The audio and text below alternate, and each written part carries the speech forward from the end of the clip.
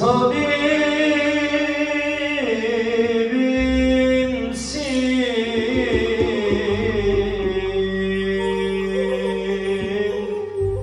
nebiyimsin,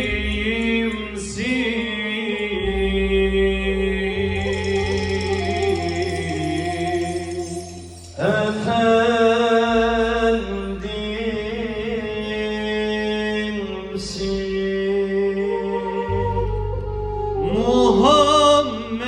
Muhammed'sin,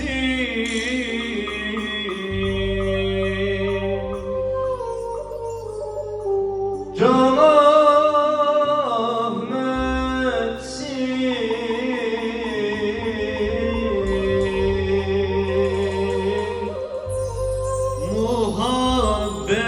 muhabbetsin,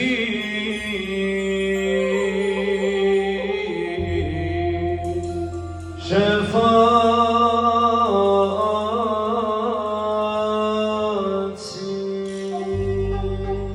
Serveri enbiyasın ya Resulallah, ya Habiballah, ya Nebiyallah. Sultanul Esbiyasın ya Resulallah, ya Habiballah.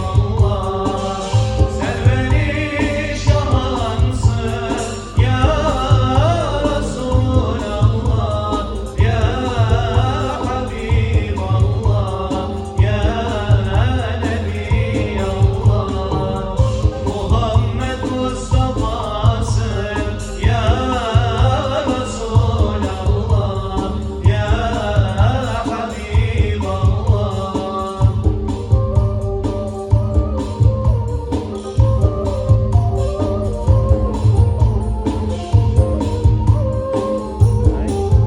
Müjdecimsin efendim.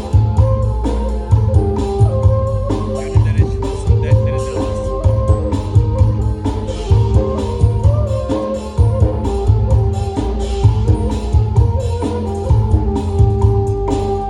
Müjdecimsin efendim ya Resulallah, ya Habiballah, ya Nebiyallah. Gönüllere şifasın ya Resulallah, ya Habiballah. Dertlilere devasın ya Resulallah, ya Habiballah, ya Nebiyallah. Muhammed Mustafa'sın ya Resulallah, ya Habiballah.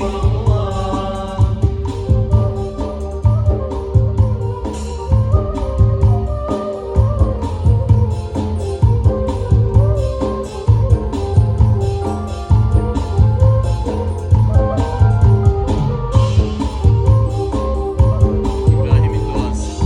Amin amin ya.